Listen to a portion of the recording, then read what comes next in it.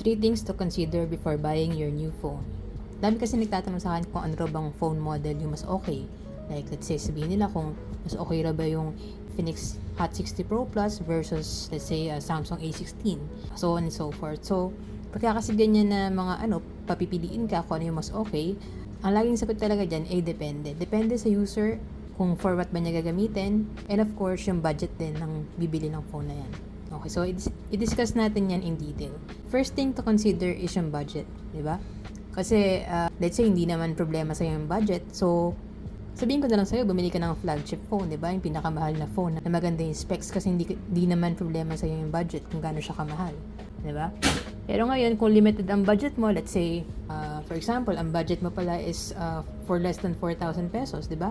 So, pwede mo i-consider yung mga entry-level na phones or yung mga budget phone category. Like, this one, yung Redmi A5. It's an entry-level phone from Xiaomi Redmi. So, ito, less than 4,000 pesos ko lang siya nabili. Pero kung ang budget mo naman is, let's say, nasa 8,000 to 10,000, then pwede mo makonsider yung mga phones like this, yung Infinix Hot 60 Pro Plus. And so, what I'm saying is, depende yan sa budget mo. So, consider mo muna yung budget, and then pag, kumbaga, na-define mo na yung budget mo for the phone that you are eyeing, then doon ka mamimili ng mga models na pasok dun sa budget category. Alright? So, yun yung first thing.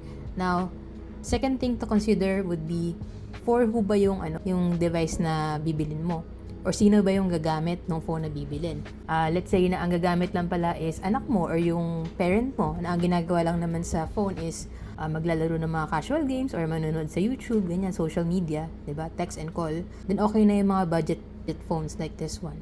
'Di ba? Kung yun lang naman yung use case nila eh. Ngayon, kung ang gagamit naman is let's say, kumbaga importante rin sa kanya yung makakalaro siya ng medyo heavy games or medyo maganda naman yung camera, 'di ba? Pero ang budget yung sakto lang, let's say mga 10,000 or less than that. Then pwede mo rin i-consider yung mga phones na gaya nito, yung Infinix Hot 60 Pro Plus. And so depende siya sa kung sino yung gagamit. Now, third and last thing na dapat i-consider is yung for what ba gagamitin, or let's say, ano ba yung use case?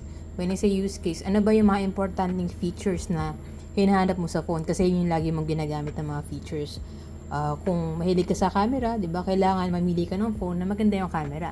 Ngayon, kung ikaw naman mahilig bang games or gamer ka, then kailangan mo mamili ng phone na maganda yung processor niya para mas smooth din sa mga games na lalaruin mo. Ayan. Ganyan kasi yan. Minsan, yung phone maganda nga sa games pero pangit yung camera, 'di ba? Mga gaming phones, madalas ganyan.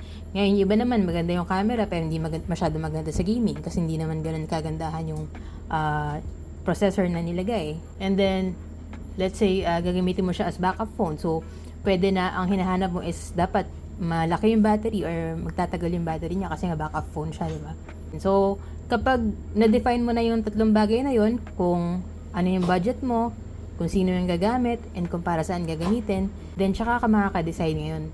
Mamimili ka kung anong mga phone ba yung pasok doon sa 3 things na kinonsider mo para makabili ka na ng bago mong phone. Yun lang. Sana nakatulong tong video, and if you have any other questions, let me know in the comments and follow me for more tech content.